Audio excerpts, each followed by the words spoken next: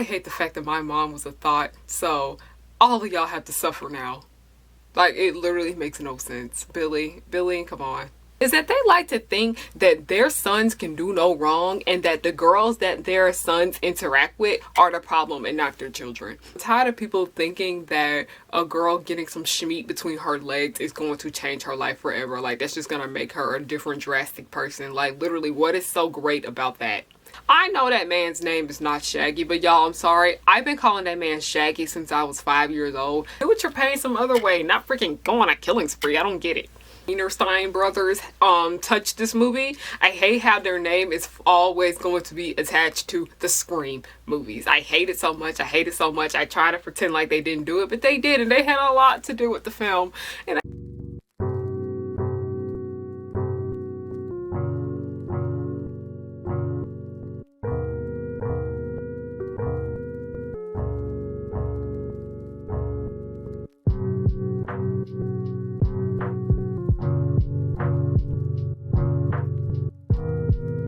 The big premiere for Scream last night. How was that fun? It was a blast. Where did they have that? So much fun. We had it in the Avco Theater in Westwood in Los Angeles. Oh, they're in California. How come I don't get invited to premieres? I get the feeling a lot of times people don't like me. Well, maybe they don't.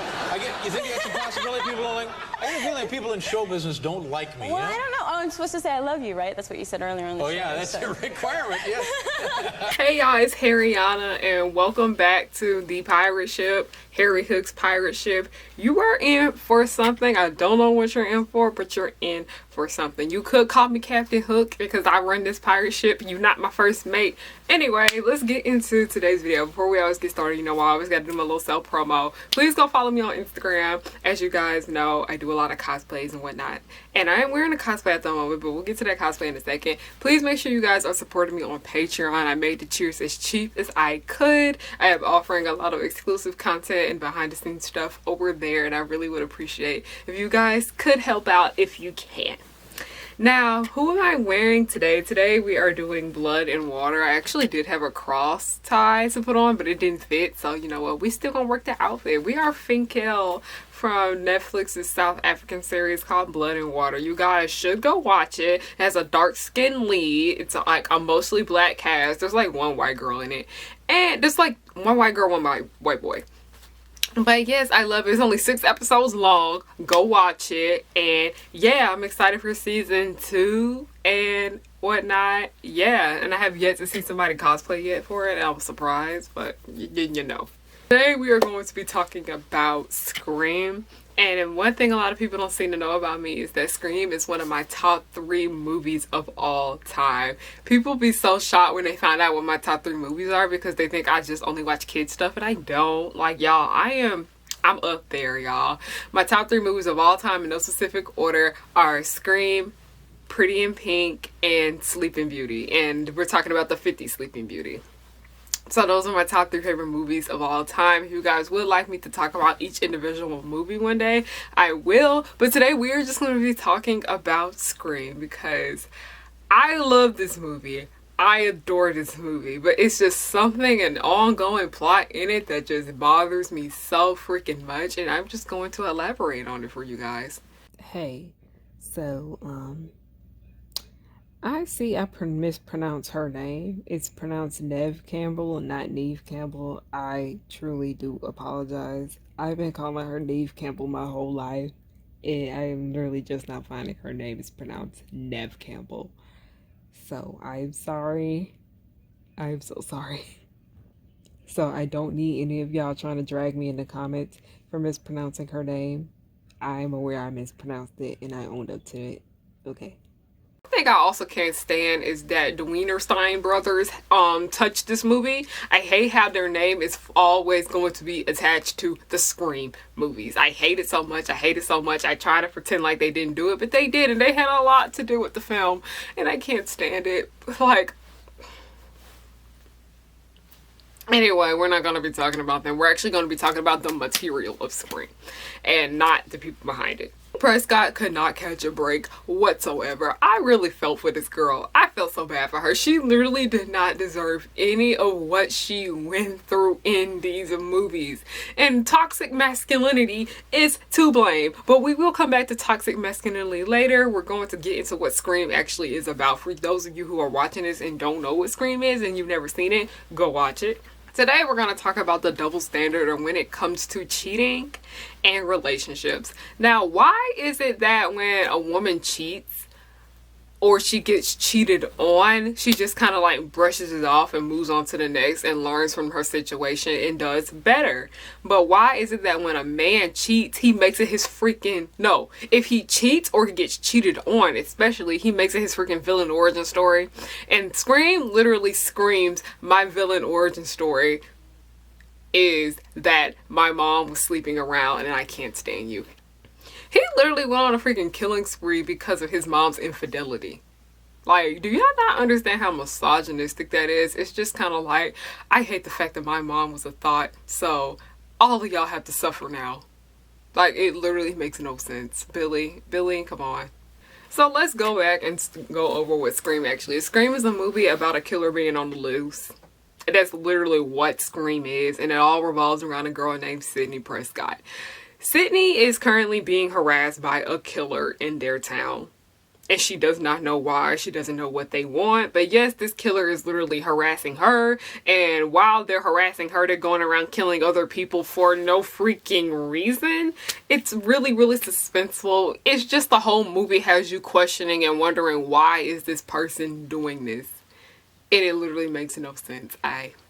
We're getting there. We're going to get there. Slowly throughout the movie, it's kind of like she's losing herself and she's losing her mind because she literally does not understand why this is happening to her. So aside from the fact that there's a killer on the loose, she's also still grieving about her mother's passing, as it's been a year anniversary since her mother was killed by her then partner at the time. And also that was her partner because her mom was married to her father and yeah, you know, cheating and whatnot. Yeah, so it's just kind of hard on Sydney. She found out her mother, right when she found out her mother was dead, she found out she was cheating on her. Sydney's just been going through it, okay? And this movie just didn't do anything justice for her. Because aside from her grieving over her mother's passing, there is somebody trying to kill her and she does not understand why. Her boyfriend, Billy, won't stop trying to get between her legs. And one thing that also bothers me about like Hollywood films in general is that why do movies that talk about virginity focus much more on the girl's virginity than it does the boy's virginity? Like, I know, like, it makes no sense to me. I'm tired of people thinking that a girl getting some schmeat between her legs is going to change her life forever. Like, that's just gonna make her a different drastic person. Like, literally, what is so great about that? Having that down there. Please let me know. Like, literally, there is more to life than men, okay? There's more to life than janglangs, okay? We're gonna go back to Billy and why I was talking about how he just reeks toxic masculinity, because after he finally wears Sydney down into sleeping with him, he was revealed to be the killer. It was so shocking though when I found out though. Like, when it's your first time ever, also this movie contains spoilers, I'm so sorry if you've never seen it, but when you found out the moment, you went like, why did I not catch on to that? But he was so good at keeping it undercover and trying to make everybody else look like they were the victim and not him. Okay, Billy. Okay, you little psychopath. You did that. You did that. I'll give you your props. You did that, sir. Okay? But he's revealed to be the killer. And while he's over here harassing Sydney, they're freaking running around in a circle with Shaggy behind his back. I know that man's name is not Shaggy, but y'all, I'm sorry. I've been calling that man Shaggy since I was 5 years old. That is Shaggy, okay? We just gonna call him Shaggy. So he has Shaggy going around killing people with him for cheating on his father. And now he wants to kill her daughter to get back at her for something she didn't do or had no part in. If that don't read toxic masculinity, I don't know what does. Like, this man literally needed help. Like, he was so freaking cute to me that whole entire movie. He was so adorable. I thought he was the sweetest thing ever. I thought Billy was a good guy. And then right when it is revealed that he is the killer, he is so freaking ugly. He's so hideous. I don't want to look at him at all. I was just kind of here like...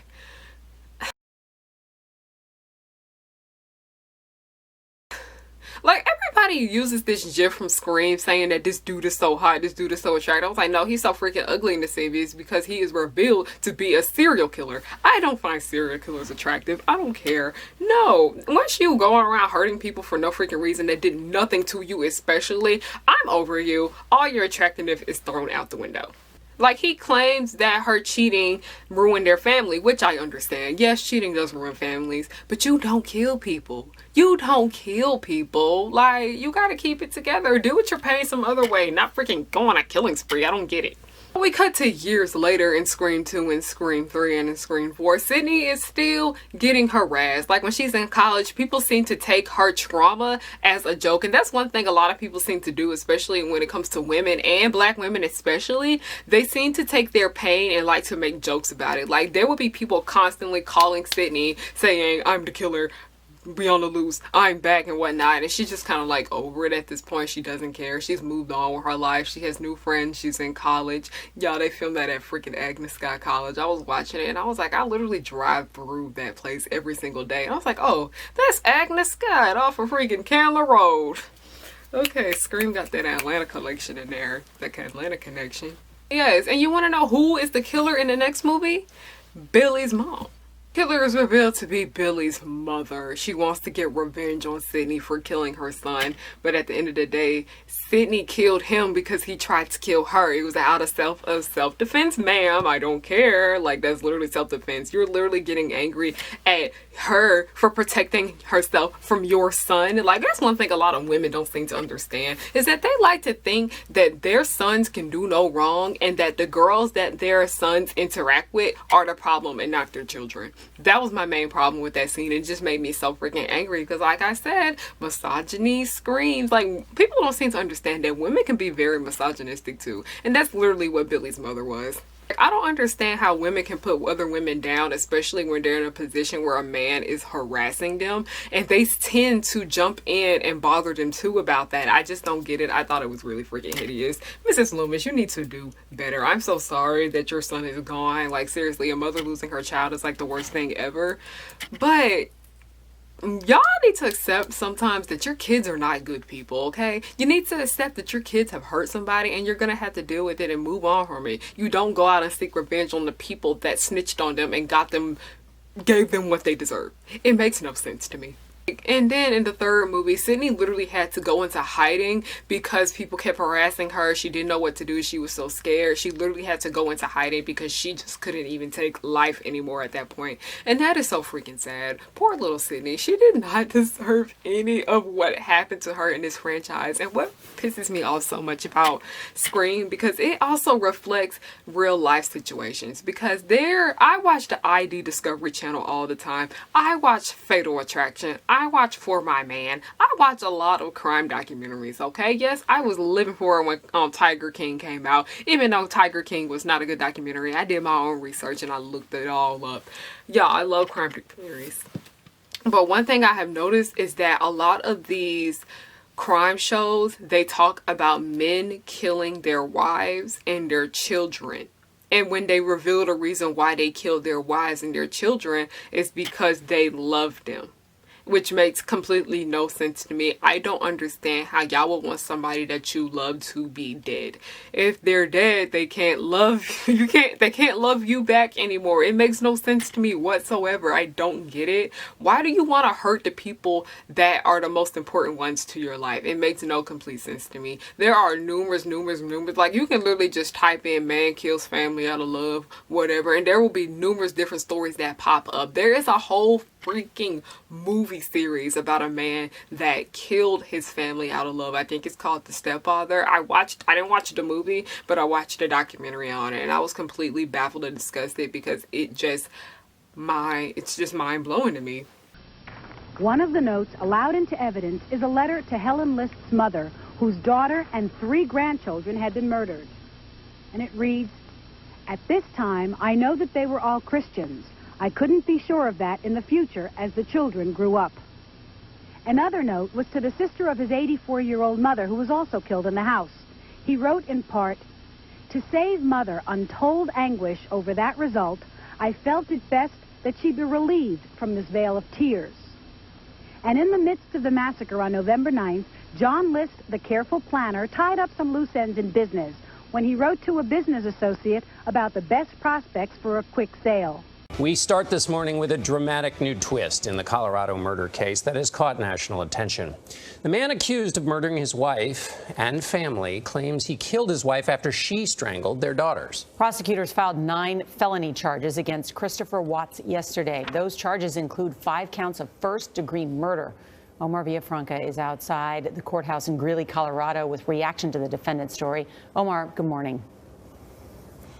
Good morning. According to an arrest affidavit, Christopher Watts says he was having an affair with a co-worker, and he admits he killed his wife, but says he did not kill his girls. A Milwaukee man is charged with killing 5 people Monday inside his home near 12th and Locust. According to a new criminal complaint against Christopher Stokes, he told police he massacred his family. But Mary Jo Ola reports the motive here is still a mystery. Like, it makes no sense to me whatsoever. I don't understand how you can treat people that you supposedly love like that. And Billy did manipulate Sydney, because I truly do feel like he did like Sydney for who she was. But like I said, it was that manipulation in there where he like manipulated her into doing this and that and the third for him. And it's kind of like once he got what he wanted from her, which was sex, he finally was like, okay, it's time to kill you now, because that's what my mother got from, that's what your mother got from my dad. And the next thing you know, she's dead, so you're gonna have the same outcome too when you die. It's freaking weird. But whoever, like, this movie always just mind blows me. But like, the more I continue to rewatch it and look at it and pinpoint it, I just realize it just reeks misogyny, because literally nothing was Sydney's fault in these movies whatsoever. She did nothing wrong, and it sucks. Neve Campbell, I know the role of Sydney Prescott stressed you out, and I just want to give you a clap. I just want to give you a pat on the back. Sis, you did that. You are like one of my favorite actors because you played Miss Sydney Prescott in one of my favorite movies of all time. I freaking adore you, Neve Campbell. You're great. I hope you're doing okay recovering from Scream, because I understand that people don't seem to understand that the roles that a lot of actors take on can take a toll on them. Like, I've played a role before, like I did a play a few months ago, not months ago, like a year ago, where I had to play, it was about the Laramie Project, and it was about the murder of a gay college student. And I played like an ensemble of different characters, and seeing how just putting yourself in someone else's shoes and trying to live through that experience is hurtful. Like, I understand Scream is loosely based on a true story, but yes, she was playing a completely different person. She had to get into that mindset of what it would have been like if there was somebody out to get her everywhere she went and she didn't feel safe. And it's just hurtful. Like, God, I really, like, I know she had been going through it. And I know people don't seem to understand how long roles that you play can be affecting you. Because it took me about like a month to recover after I did that. And yeah, it's been how many years? And then they kept making Scream reboots and whatnot. Like, they made Scream 4. It was okay. It was nothing like the original trilogy, though. But the first movie will always be the best one out of all of them, though. But yeah, that's pretty much all I have to say for today's video. Thank you guys for watching this video. If there are any, like, I love talking about my favorite movies and things like that, and movies that I just love and realize that there's a lot not right about them. If you guys have any, like, just want me to talk about my favorite movies one day, I will probably do that over on the Patreon and whatnot. But yeah, I like to nitpick stuff, as you guys can tell. Thank you guys for watching, and yes, goodbye.